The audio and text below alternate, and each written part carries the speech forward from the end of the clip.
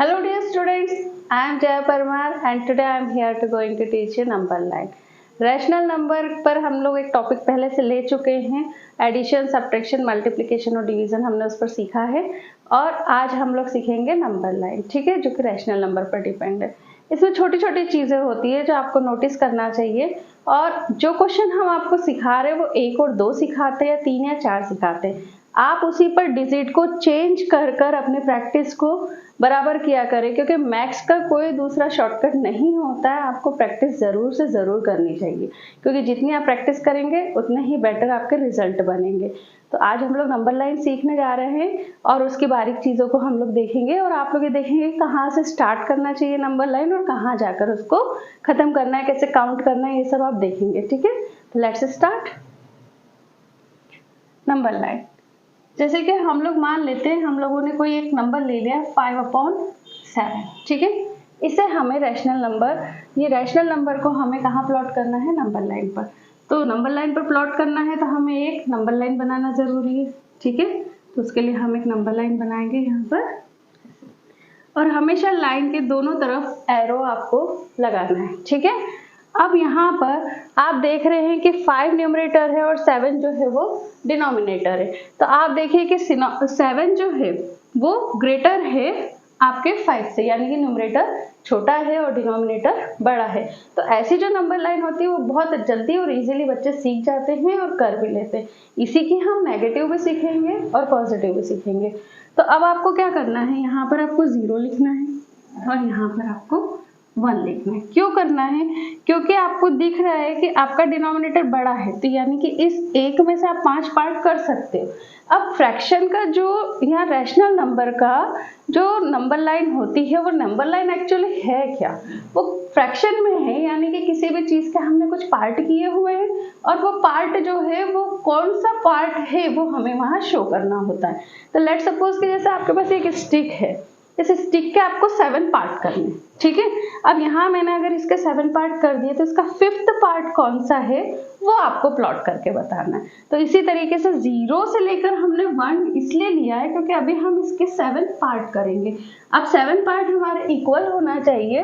So 1 2 3 4 5 6 and that is 7, ठीक है। तो आपका 1 कहाँ से स्टार्ट हो रहा है, यहाँ से, और 7 आपका खत्म हो रहा है 1 के ऊपर, ठीक है।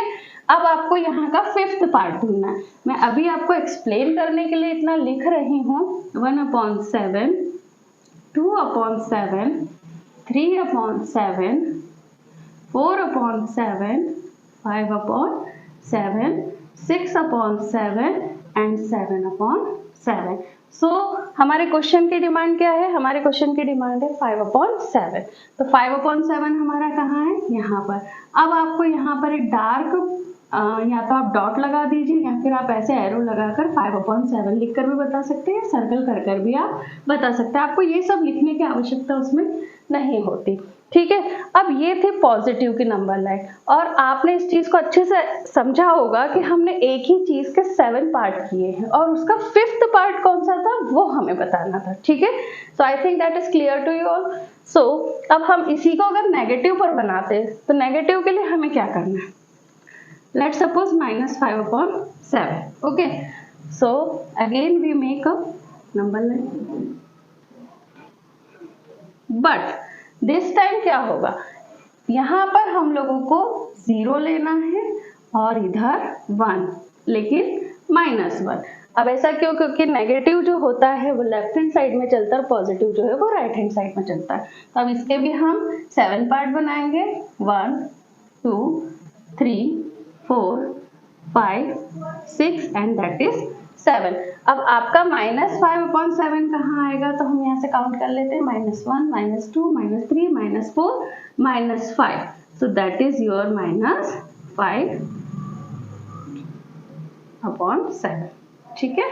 तो ये थी आपकी सिंपल सी, जिसमें कि आपका डिनोमिनेटर बड़ा होता, न्यूमरेटर छोटा होता। अब किसी किसी कंडीशन में न्यूमरेटर बड़ा हो जाता और डिनोमिनेटर छोटा हो जाता, तब हम ऐसी कंडीशन में क्या करेंगे।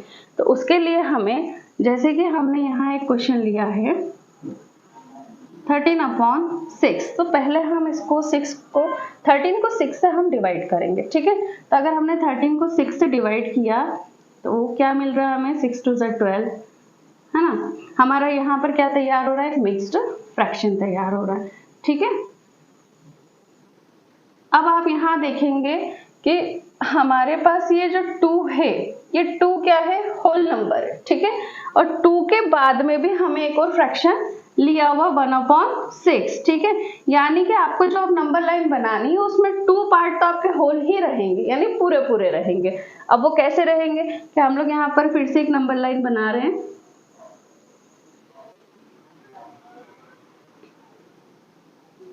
ठीक है। अब आपको कितने पार्ट करने हैं, 6 पार्ट करने हैं। लेकिन यहाँ पर उन्होंने हमको ऑलरेडी बता रखा है कि आपके जो 2 पार्ट हैं वो तो होल ही हैं, यानी कंप्लीट है। तो ये एक पार्ट हो गया, ये सेकंड पार्ट हो गया। अब ये हम लेंगे थर्ड पार्ट। अब थर्ड पार्ट क्यों लेना है, क्योंकि 1/6 को उसमें हमें प्लॉट करना है, यानी कि 1/6 एक एक्स्ट्रा पार्ट है उसका, तो वो हमें वहां तक जाना है। अभी हम इनके पार्ट कर देते हैं, तो हमें 6 पार्ट करना है, 1 2 3 4 5 and 6, 1 2 3 4 5 and 6, ठीक है। 1 2 3 4 5 and 6, ठीक। अब आप देखिए यहाँ पर कि आप यहाँ से अगर काउंटिंग शुरू करते तो 1 2 3 4 5 6 7 8 9 10 11 12 एंड दैट इज 13। सो हमारी डिमांड ही यही थी क्वेश्चन की कि हमें 13/6 फाइंड आउट करना था। तो इस तरीके से हम लोग जो है, जहाँ पर न्यूमरेटर अगर बड़ा होता है और डिनोमिनेटर अगर छोटा होता है, तब हम उस कंडीशन में ऐसे करते हैं। अब यही चीज़ नेगेटिव के लिए होगी। अगर आपको नेगेटिव बनाना है तो आपको कुछ नहीं करना है कि आपको मान लीजिए एक अदर क्वेश्चन हम लोग ले रहे थे -13/6, ठीक है। अब इसकी जो नंबर लाइन हमें बनानी, कुछ नहीं करना, आपको यही चीज़ें नेगेटिव में प्लॉट करनी है, ठीक है। यहाँ से हम लोग 0 लेंगे, ये 1 पार्ट इसका होल -1 -2 एंड -3, ठीक है। इसके भी हम 6 पार्ट करेंगे, 1 2 3 4 5 एंड 6, 1 2 3 4 5 एंड 6, 1 2 3 4 5 एंड 6। तो अब यहाँ पर हमारा कहाँ आएगा, वो नंबर हमारा -13/7 यहाँ आएगा, ठीक है।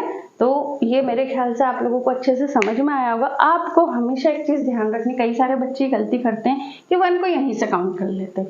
1 को यहाँ से नहीं काउंट करना। आप सोचिए, अगर आप किसी चीज़ के टुकड़े कर रहे हैं तो आप ये देखिए, मैंने अगर यहाँ इस लाइन का अगर एक टुकड़ा उठाया तो ये तो एक पीस हो गया ना, तो ये तो स्टार्टिंग पॉइंट कुछ है ही नहीं, तो एक पीस है और ये फिर दूसरा। और आप हमेशा ये ध्यान रखिए कि अगर हम पार्ट कर रहे हैं तो वो इक्वल होते, यानी कि मैं ये कह सकती हूँ कि 1/7 पार्ट 3/7 के इक्वल होता है, ठीक है, क्योंकि टुकड़े हमेशा बराबर लिए जाते हैं।